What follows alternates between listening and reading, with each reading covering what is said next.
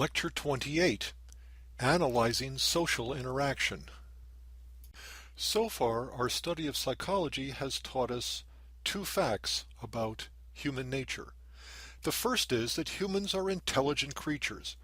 We do not operate merely by reflex, taxis, instinct, and conditioned response.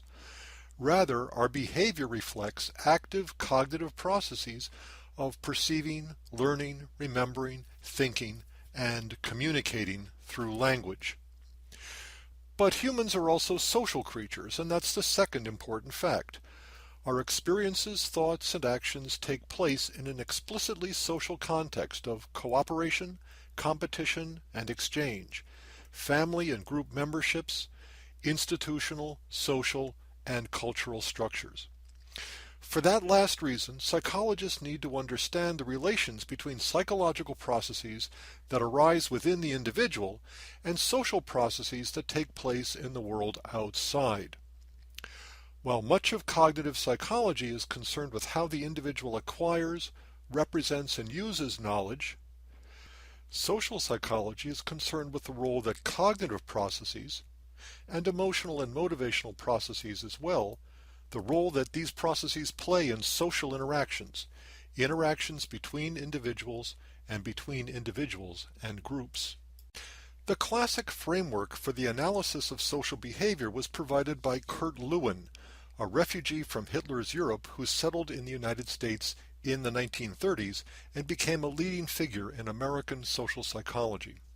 Employing the language of mathematics, Lewin asserted that behavior is a function of personal determinants and environmental determinants acting together. By behavior, he meant the individual's overt behavior, behaviors that are publicly observable. By personal determinants, Lewin meant the individual's mental states and dispositions, such as beliefs, feelings, motives, traits, and attitudes. And by environmental determinants, Lewin meant to include all the factors that impinge on the individual from the outside, including aspects of the physical environment and aspects of the socio-cultural environment. This formula has sometimes been called Lewin's grand truism, because if you think about it for a second, there's not much left by the time you've taken into account personal and environmental determinants of behavior. Nonetheless, this formula provided the framework for personality and social psychology as they began to develop in the 30s, and as I think you'll see, it turns out not to be such a truism. It turns out to be rather a profound idea. Traditionally, personality and social psychology have historically emphasized different aspects of Lewin's formula. Traditional personality psychology assumes that behavior is primarily determined by features of the person, such as his or her beliefs, attitudes, values, emotions, motives, and personality traits, and that situational factors are largely irrelevant. So, from the point of view of personality psychology, as it's traditionally been practiced, behavior is largely a function of the person. For example, some particular behavior, like smiling, might occur as a function of some particular personality trait, like friendliness. So a traditional personality psychologist would measure that trait, perhaps by means of a questionnaire, classify people as high or low, and then observe them to see if they were smiling. And what you might find is that people who are high on the trait of friendliness are more likely to smile than those who are low on that same trait. This example illustrates the canonical method of traditional personality psychology, which is to construct a psychological test to measure some personality trait and then to use this information to predict how an individual will behave in some specific situation. The test might take the form of a self-report questionnaire of the usual sort, or a rating scale completed by the subjects themselves or others who know them well, or even a sample of the subject's actual behavior from which his or her standing on the trait dimension would be inferred. In this research, which is often based on the statistic of the correlation coefficient, and related techniques, the trait measure, like friendliness, serves as the predictor variable, and the behavioral measure, like smiling, serves as the criterion variable. Here's an actual example of how this research goes. As part of an ongoing study at the University of California, Berkeley, Ware and John measured the level of conscientiousness in a sample of students in the MBA program up at the business school. For this purpose, they used some scales from a questionnaire known as the NEO Personality Inventory, which we'll talk about a little bit later. They then tracked these students' arrival times at various appointments.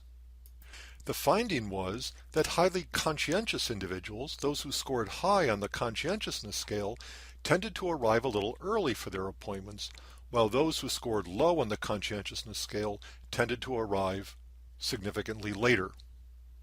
In this case, a feature of the person, the trait of conscientiousness, predicted a criterion of punctuality. Research like this exemplifies what's known as the doctrine of traits, a theoretical point of view that is derived to a great extent from the work of Gordon Allport, one of the early figures in scientific personality research.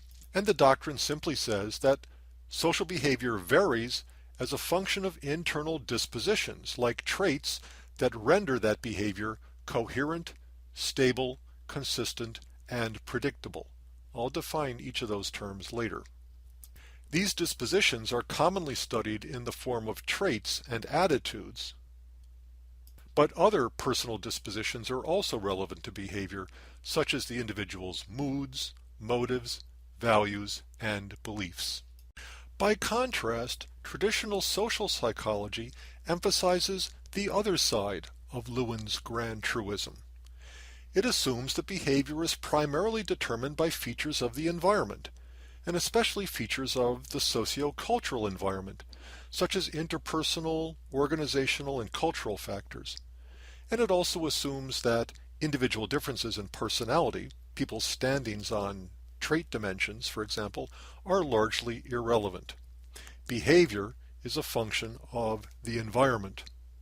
So, for example, to return to our example of smiling behavior, we might arrange an encounter between a subject and another person, maybe an acquaintance, maybe a stranger, and see if smiling occurs more often in one situation than the other. So, for example, it might turn out that the average person is more likely to smile in the presence of an acquaintance than he or she is in the presence of a stranger.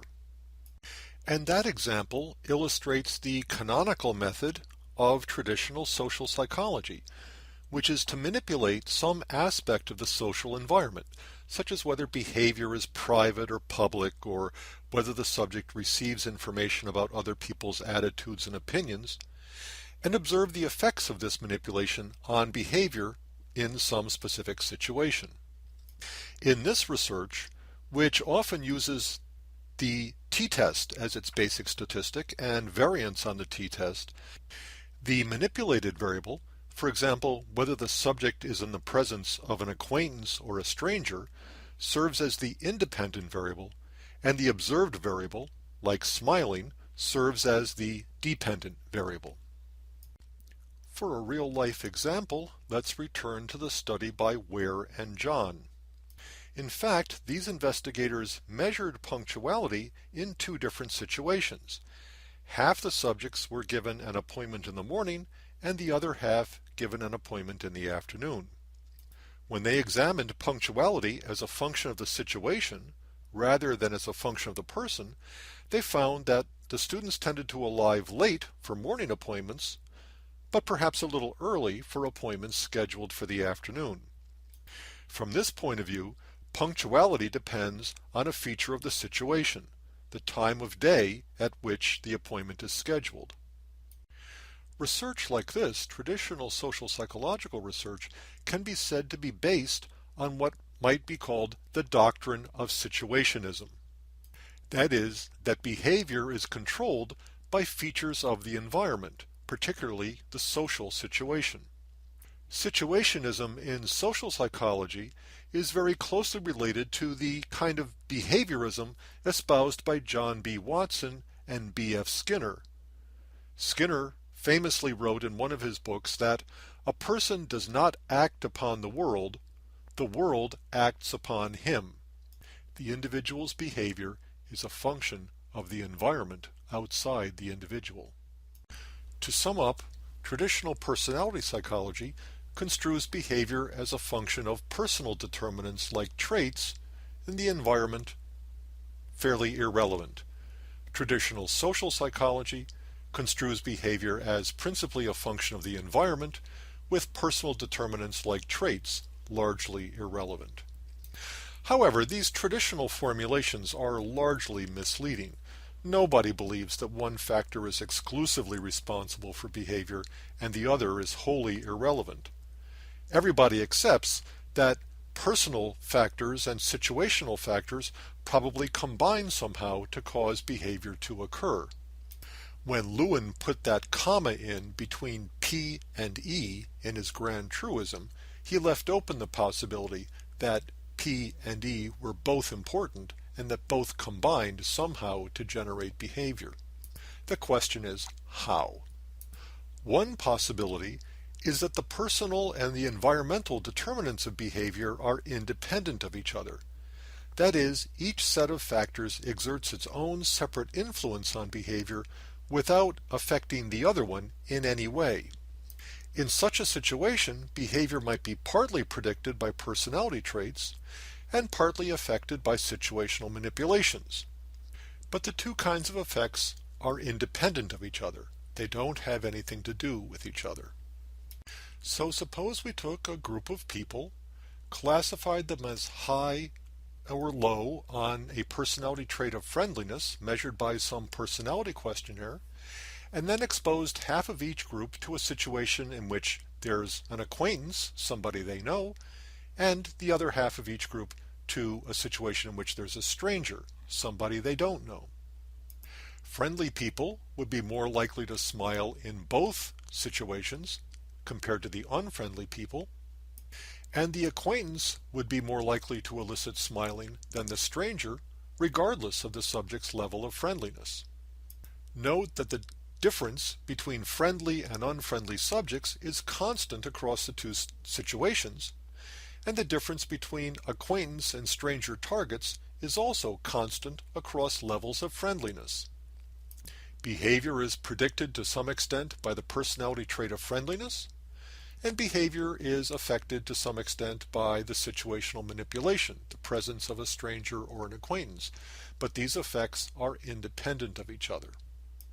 In the language of the analysis of variance, the effect of friendliness on smiling is a main effect, the effect of the situation on smiling is another main effect, but there's no interaction between these two main effects. They're independent of each other. Returning to our study of punctuality, when Ware and John examined their data as a function of both the person, that is, level of conscientiousness, and the situation, time of day, they found that, indeed, the effects of the two variables were completely independent of each other. You can see this in the almost perfectly parallel lines. Whether their appointment was for the morning or the afternoon, highly conscientious people arrived earlier than less conscientious people.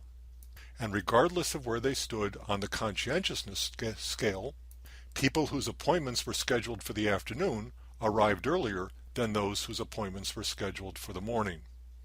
You can predict arrival time by adding together the effect of personality and the effect of the situation. Again, if personal factors and environmental factors are independent of each other, then the effect of the personality variable is the same regardless of the situation that the person is in, and the effect of the situational variable is the same regardless of the person in it.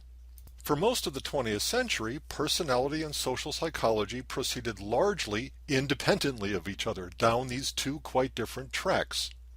Personality psychology studying the relationship between traits and behavior, and social psychology studying the influence of the situation on behavior.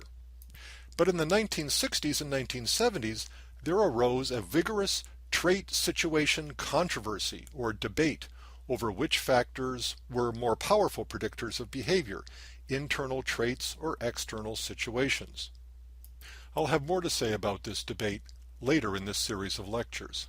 The debate between traits and situations faded as psychologists began to consider a much more interesting possibility, that personal and environmental determinants of behavior interacted with each other in a variety of ways.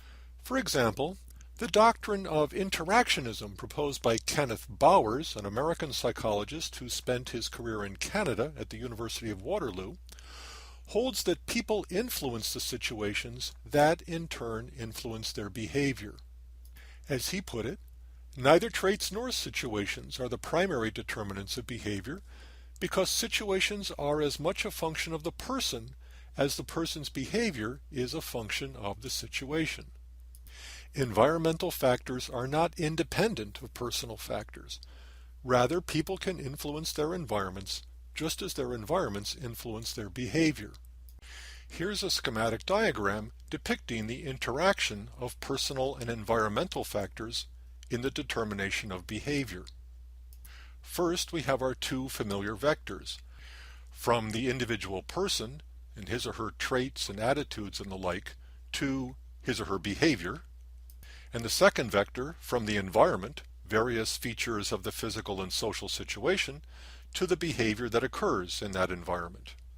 But now we've got a new vector tracing from the person to the environment, reflecting this doctrine of interactionism that people influence the situations in which their behavior takes place. Interactionism agrees that people's behavior is influenced by the situations in which they find themselves, but because it views people as part of their own environment, it holds that personal factors of the sort envisioned in the doctrine of traits can still play an important role in behavior by changing the environment in which the behavior takes place. One way to think about this interactionist perspective is to argue that different kinds of people show different patterns of response across different situations. In mathematical terms, personal and situational factors are multiplicative. But interactions are probably better seen graphically. So, for example, it might be the case that friendly people are more likely to smile than unfriendly people, but this difference might be bigger when they encounter a stranger than when they encounter a friend. After all, anybody can smile at a friend. That's no big deal. It takes a really friendly person to smile at a stranger. Or, put another way, friendly people might discriminate less between the two situations than unfriendly people would. Either way, this situation is known as a person-by-situation interaction. Note in this example that behavior is predicted to some extent by the personality trait, just as the doctrine of traits hypothesizes, but also behavior is affected to some extent by the situational manipulation, just like the doctrine of situationism says. But these effects are not independent of each other, so you get more predictive power if you take into account the two different kinds of factors. We can summarize the doctrine of interactionism as follows. If person variables and environmental variables interact, the effect of the personality variable is going to depend on the kind of situation the person is in. And the effect of a situational manipulation is going to depend on the kind of person who is exposed to it. Depicted graphically, the person by environment or person by situation interaction takes a number of forms. In the crossover interaction, there's no main effect of either person or situation. You can see that by computing the means involved. But the difference between the two groups, or between the two situations, reverses from one situation or group to the other. In a kind of interaction known as the fan effect, there's no difference between the two groups in one situation, but a big difference between them in the other. There are other forms of interaction as well. I just use these to give you a sense of the basic idea that the effect of a personality variable is going to depend on the situation the person is in, and the effect of the situation is going to depend on the kind of person who is in it. Before we go on, I want to just point out one more feature of the doctrine of interactionism as we've discussed it so far, which is that the person by situation interaction is here characterized as unidirectional. Causality is always going in one direction. Personal factors might influence behavior, and environmental factors might influence behavior, and people somehow affect the situations that they're in. Causality is always going in one direction, from the person to behavior, from the environment to behavior, or from the person to the environment and then to behavior. But that doesn't have to be the end of it. If the person can affect the environment, why shouldn't the environment influence the person in turn? And it certainly does. To take a very simple example, on the whole, people become happier when they're in the company of happy people, and they become sadder when they're in the company of sad people. The environment, the mood state of the people surrounding the individual, can influence the individual's own mood state. And if personal dispositions like traits and attitudes can affect a person's behavior, why shouldn't behavior feed back to shape the person's traits and attitudes? And certainly this happens too. When we're learning a new skill like tennis or piano playing, we may initially have doubts that we can return that volley or make that arpeggio. But then we try, and if we succeed, we say, hey, I can do that. I might be good at this after all. The behavior feeds back to change the person who engaged in the behavior. And finally, if the environment can affect the behavior that occurs within it, why can't that behavior feed back to change the environment? Clearly this happens too. This was Skinner's insight and why he called the form of learning that he studied operant conditioning. In Skinner's view, the behaving organism operates on the environment, and that operation changes the environment in some way. Thorndike's cats pressed a paddle and changed the environment of the puzzle box from one in which the door was closed to one in which the door was open. Skinner's pigeons, working in an operant chamber, pecked a lighted key and changed the environment from one in which there was no food to one in which there was food. People at a funeral might be very sad about the loss of a friend or a loved one, but then somebody will crack a joke or tell a funny story about the dearly departed, and all of a sudden the mood seems to lighten. That behavior has changed the environment in which it took place. Albert Bandura, a psychologist at Stanford University, has called this state of affairs reciprocal determinism. In reciprocal determinism, causality is bidirectional. Where the doctrine of interactionism asserts that people are a part of their own environment, the doctrine of reciprocal determinism goes even further to assert that people, their environments, and the behavior they display within those environments together form a complex, dynamic, interlocking system characterized by bidirectional, or what's sometimes called nonlinear, causal relations. Just as people are part of their environment, so the environment is a part of the person. And because the person's behavior takes place in some environment, that behavior is also part of the environment, and therefore part of the person. In a very real sense, reciprocal determinism is a state of affairs envisioned by complexity theory, also sometimes known as chaos or catastrophe theory. The basic idea, again, is that the person, the environment, and behavior constitute a complex system of dynamic elements, interlocking elements, characterized by bidirectional causal relations. So here we see a schematic depiction of the full scope of interactionism and reciprocal determinism. Here, the causal relations between the person and his or her behavior, the environment and the behavior that takes place within it, and the person and the environment in which his or her behavior takes place, all those elements are involved in bidirectional causality. In other words, each element in Lewin's formula, not just the person and the environment, but behavior as well, each of these elements serves as both cause and effect of each of the others. Because these reciprocal causal relations involve three elements, Bandura has also labeled this expanded notion of reciprocal determinism triadic reciprocality. Reciprocal determinism in general, triadic reciprocality in particular, entails a very interesting situation in which everything is simultaneously both the cause and the effect of everything else. That's what we mean when we talk about complexity. Note, however, that reciprocal determinism does not necessarily mean symmetry of causal strength. The bidirectional causal influences are not necessarily co-equal in strength.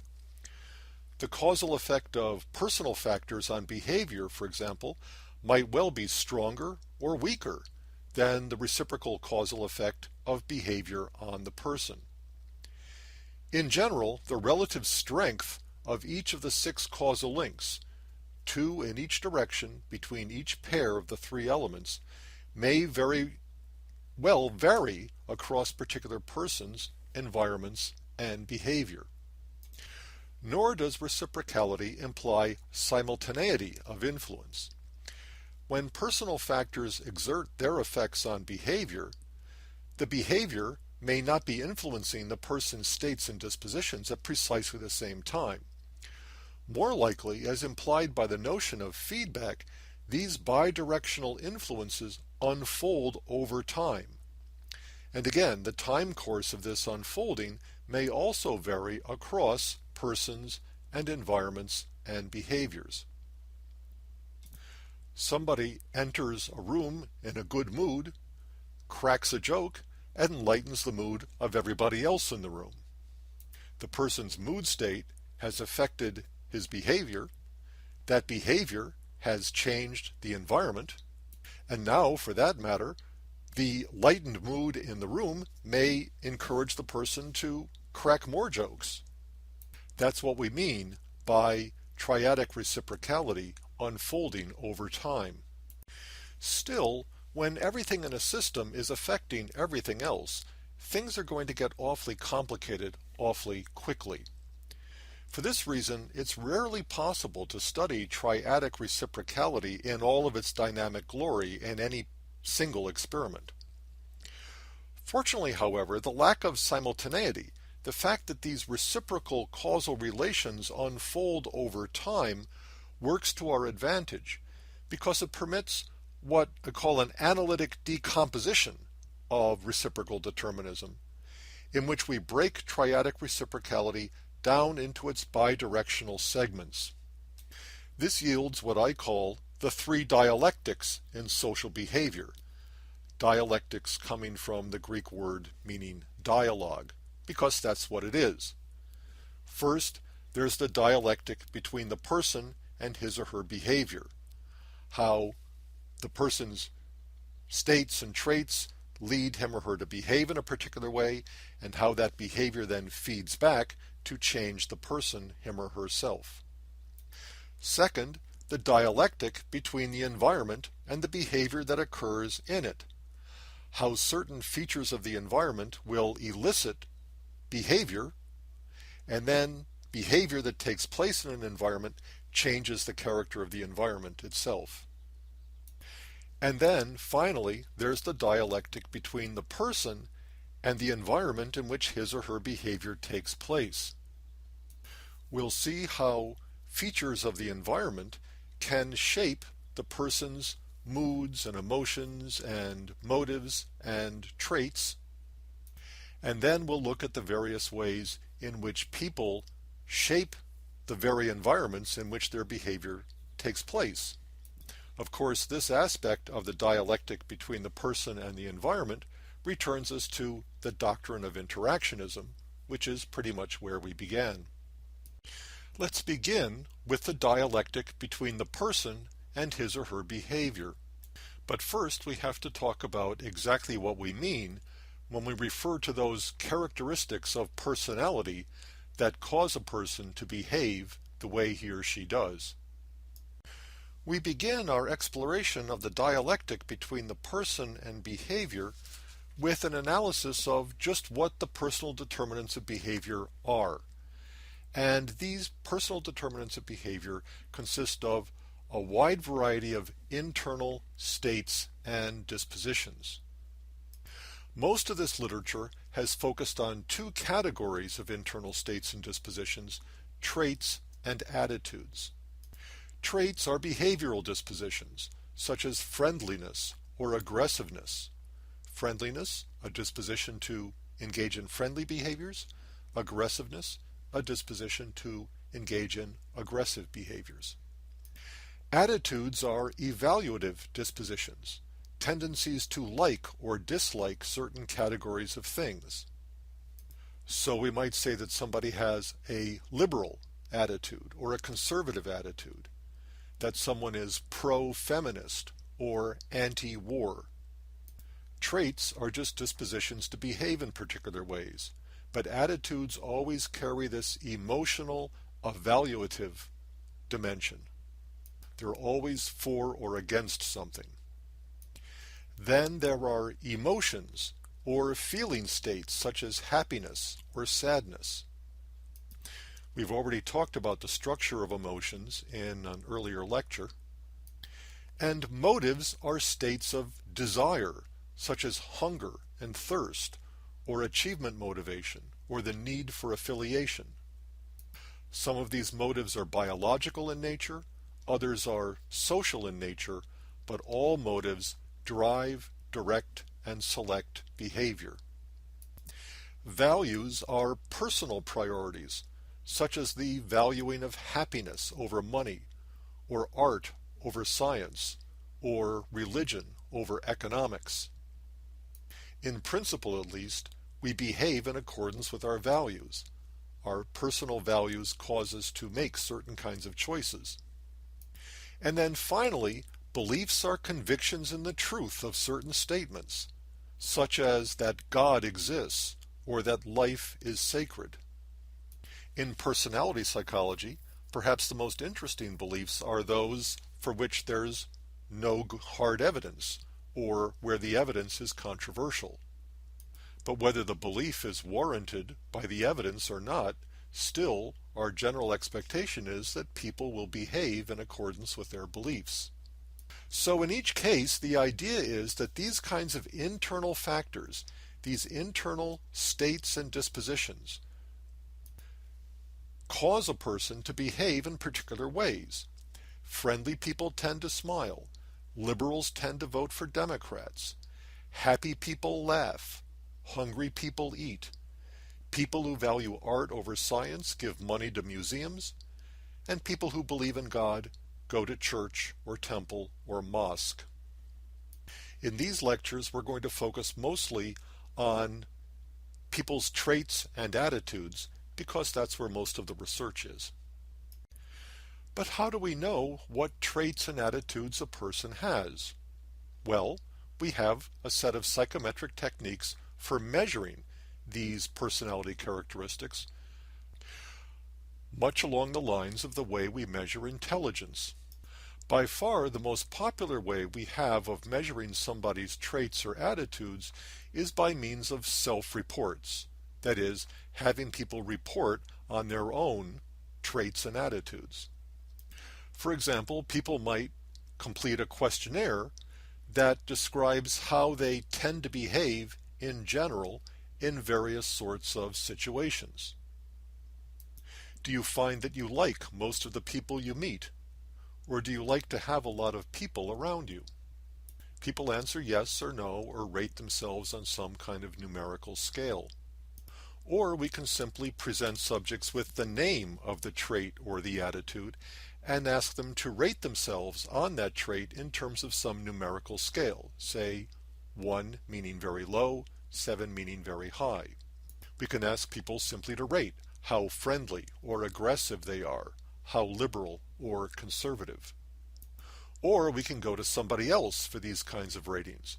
We can go to your roommate, or your parents, or your boyfriend or girlfriend, and have them rate you on these personality dimensions.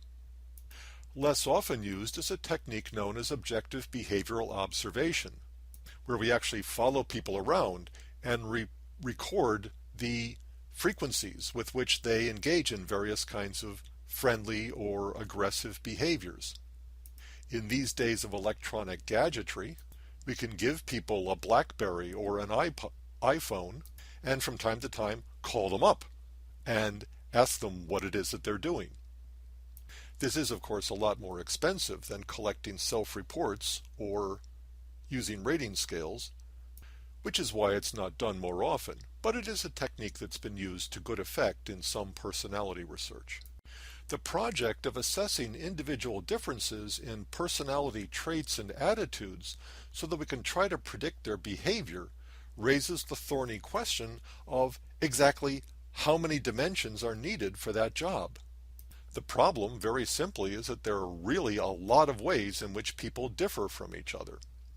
Gordon Allport, to whom we owe the doctrine of traits to begin with, actually went through an unabridged dictionary and identified 17,953 different words in English that can be used to describe some psychological difference between people. Words ranging from absent-minded through laconic, through quarrelsome, through xenophobic and zealous. Actually, somebody went through Allport's list and discovered he had miscounted. There are actually 17,954 such words in the dictionary he used. And obviously, more have been added in the years since then. That's obviously a lot of trait names. And no experimenter is going to present his subjects with a list of 18,000 different trait words and ask the subject to rate himself on each and every one. The first thing we need, if we're going to do research on personality and behavior, is to come up with some relatively small list of personality dimensions that allow us to capture the gist or the essence of the individual's personality. This basic question for personality research concerns the structure of personality.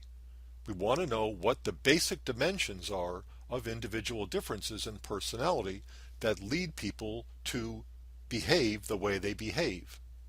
This question has been addressed by means of a statistical technique known as factor analysis. Factor analysis is based on the correlation coefficient, and the best way to think about it at this level is that it's simply a technique for summarizing the patterns of correlations between variables. You get people's ratings on a number of different traits, and then you calculate all the intercorrelations among these traits, and factor analysis will summarize that whole pattern of data by revealing the basic underlying dimensions, which traits tend to be correlated with each other and which traits don't. You'll remember that Thurstone and other investigators used factor analysis to explore the structure of human intelligence. Here, the same technique is being used to explore the structure of human personality. And when investigators have done this, they've discovered that you need only 5 traits to summarize the basic dimensions of personality. There are only 5 traits that are fundamental to personality description. These are extroversion, the tendency to be talkative as opposed to silent, sociable as opposed to reclusive, adventurous as opposed to being cautious, and open as opposed to secretive. Neuroticism, or its reverse, emotional stability. Neuroticism is the tendency to be anxious versus calm, excitable versus composed, hypochondriacal versus not, nervous and tense versus poised. Agreeableness, the tendency to be good-natured as opposed to irritable, cooperative as opposed to negativistic, mild and gentle versus headstrong, not jealous. Conscientiousness, the tendency to be responsible versus undependable, scrupulous versus unscrupulous, dependable versus quitting, and fussy and tidy versus careless. And finally, openness to experience, also sometimes known as intellectence or culturedness, the tendency to be intellectual in interest versus unreflective and narrow, artistically sensitive as opposed to artistically insensitive, imaginative as opposed to being simple and direct, polished and refined as opposed to crude and boorish. Extroversion, neuroticism, agreeableness, conscientiousness, and openness to experience, these appear to be the basic dimensions of human personality. Small number of traits that allow us to capture the gist of individual differences in personality. These 5 dimensions of personality have been found so often by so many different investigators that they're now known as the Big 5 personality traits. And the idea is that these Big 5 personality traits represent a universally applicable structure for personality description, permitting comprehensive descriptions and comparisons of personality applicable to people of any age, in any culture, at any time. I call the Big 5 the 5 blind date questions, because it seems to me that they represent the most important things you'd like to know in advance about someone you don't already know that you're going to spend some time with. Is she outgoing? Is she crazy? Is she friendly? Is she trustworthy? And is she interesting? Really, what else would you need to know that's not somehow represented in these 5 questions? A similar approach has been taken to the structure of attitudes. If you think about it for a second, there's an almost infinite number of things in the world that you could have attitudes about, pro or con. We can't measure them all any more than we can measure all 17,954 personality traits. So we need to have some kind of basic structure that captures the gist of a person's attitudes. Here there's still some controversy, but in general, attitude researchers have focused on one big dimension of attitudes ranging from liberalism on the one hand to conservatism on the other hand. More recently, attitude researchers have suggested that there might be a second dimension of traditional morality underlying people's attitudes. But the basic structure of attitudes really is organized around this single dimension of liberalism versus conservatism. I suppose you might think of the dimension of liberalism conservatism as the big one structure of attitudes. And it might be that such a monolithic unidimensional structure doesn't really get at the heart of these individual differences. Some attitude researchers deny that there's any structure to attitudes at all, that our attitudes are just a hodgepodge of views. Other researchers find it convenient to classify people as liberal or conservative with respect to particular domains: political, economic, religious, social, and aesthetic. And it's entirely possible that somebody could be politically liberal but still have conservative, religious, or social views. That you could be an economic liberal and still not like modern art or modern music. So while the Big 5 structure of personality traits is very widely accepted, and we're going to refer to it often in the next couple of lectures, the structure of attitudes is still something that's very much in dispute.